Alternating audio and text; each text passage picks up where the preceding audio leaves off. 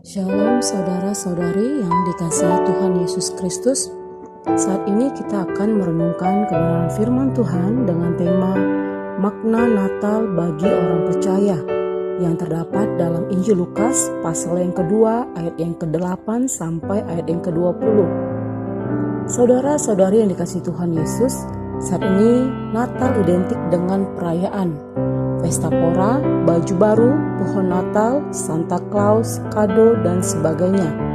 Bahkan sebagian orang memaknai momen Natal dengan minum minuman keras dan melakukan hal yang tidak sepatutnya. Oleh karena itu, kita perlu merenungkan makna Natal yang sesungguhnya, sehingga esensi dan pesan Natal tidak memudar atau menghilang oleh karena gemerlapnya perayaan Natal. Melalui Injil Lukas pasal yang kedua ayat 8 sampai 20, kita akan belajar beberapa poin penting mengenai makna Natal, yaitu yang pertama, jangan takut, terdapat pada ayat yang ke-10. Dalam peristiwa kelahiran Tuhan Yesus, malaikat menyampaikan pesan kepada para gembala, jangan takut, sebab sesungguhnya aku memberitakan kepadamu kesukaan besar untuk seluruh bangsa. Hari ini telah lahir bagimu juru selamat, yaitu Kristus, Tuhan di kota Daud. Sebelumnya malaikat juga berkata kepada Maria, jangan takut hai Maria, sebab engkau beroleh kasih karunia di hadapan Allah. Terdapat pada Lukas pasal yang pertama ayat 30. Dan kepada Yusuf tunangan Maria, malaikat Tuhan berkata, Yusuf anak Daud, janganlah engkau takut mengambil Maria sebagai istrimu, sebab anak yang di dalam kandungannya adalah dari Roh Kudus. Matius 1 ayat yang ke-20. Saudara-saudari yang dikasihi Tuhan, kata jangan takut merupakan pesan Natal yang penting dalam kehidupan orang percaya. Dalam hidup ini, rasa ketakutan seringkali membuat kehidupan orang percaya menjadi jauh dari Tuhan, seperti rasa takut akan bencana alam, rasa takut akan sakit penyakit, takut akan kematian, takut akan kemiskinan atau tekanan hidup, dan sebagainya.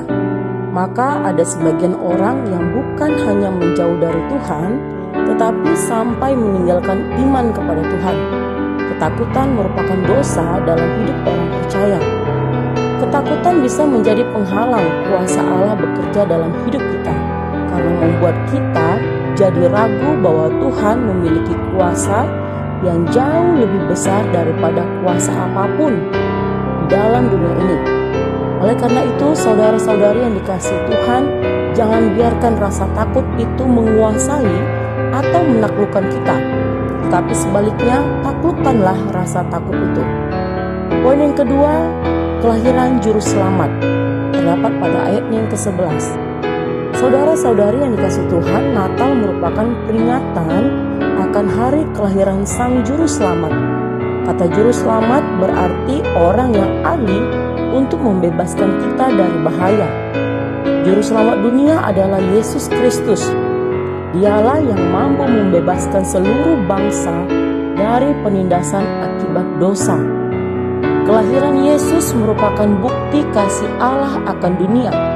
Allah telah mengirimkan anaknya yang tunggal, yaitu Yesus Kristus, bagi umat manusia, supaya setiap orang yang percaya kepadanya tidak binasa. Terdapat pada Yohanes 3 ayat yang ke-16. Manusia tidak mampu membebaskan dirinya sendiri dari kutuk dosa. Kelahiran Yesus merupakan cara Allah untuk menyelamatkan manusia dari hukuman kekal akibat dosa. Poin yang ketiga adalah ketaatan, terdapat pada ayat yang ke-15. Peristiwa Natal juga mengajarkan kita tentang ketaatan. Taat berarti tunduk atau patuh. Seperti halnya Maria dan Yusuf, para gembala juga taat terhadap pesan yang disampaikan oleh malaikat. Para gembala segera berangkat ke Betlehem untuk menjumpai Maria, Yusuf, dan bayi Yesus. Mereka meninggalkan ternaknya dan taat terhadap firman Tuhan yang disampaikan oleh malaikat. Ketaatan membutuhkan tindakan dan pengorbanan. Sebagai orang percaya, kita juga harus taat terhadap perintah Allah. Selain itu, ketaatan merupakan wujud kita mengasihi Allah. Yohanes 14 ayat yang ke-15.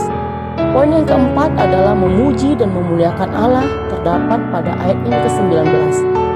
Para gembala kembali ke tempat mereka dengan memuji dan memuliakan Allah, terdapat pada ayat yang ke-19 sampai 20. Makna Natal yang selanjutnya adalah hidup kita harus memuji dan memuliakan Allah. Mengapa? Karena di dalam Allah ada kebenaran. Karena Allah adalah penyelamat hidup kita. Dan karena Yesus Kristus adalah Allah itu sendiri.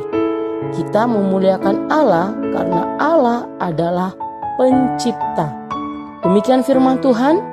Tuhan Yesus memberkati kita. Shalom.